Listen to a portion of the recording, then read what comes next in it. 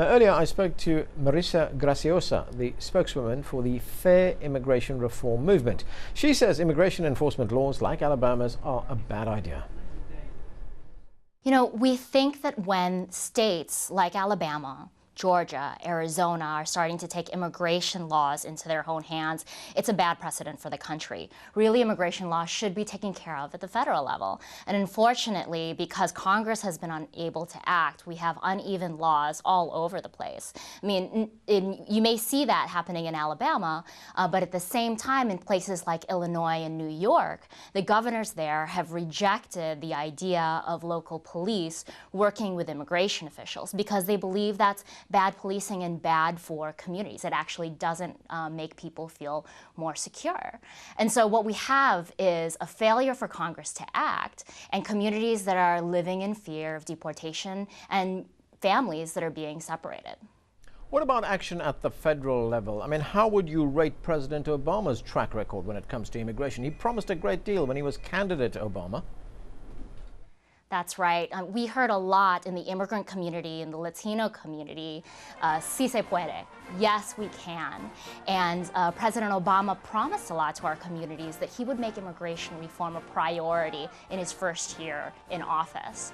And, you know, obviously there were other priorities in making sure that health care was passed, in fixing our economy and making sure that there are more jobs. But unfortunately, in the meantime, his deportation records went sky high. He has been deporting more people than the Bush administration. And in fact, this week is going to be deporting his 1 millionth person. And that means more families separated. And so we're really disappointed in that because we expected more from this president.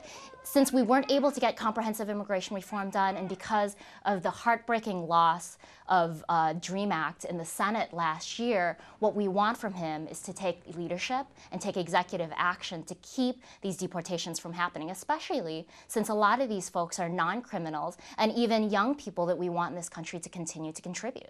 That's right. You talk about executive action. So the president can do something without having to go to Congress, right?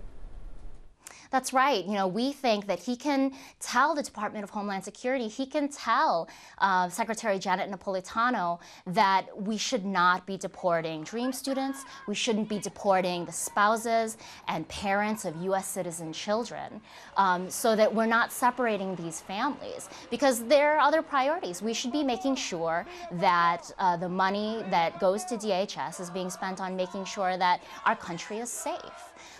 In the meantime, what we're seeing is people who have a lot to contribute to this country, who want to open businesses, who want to graduate from college and give back, they aren't able to do so.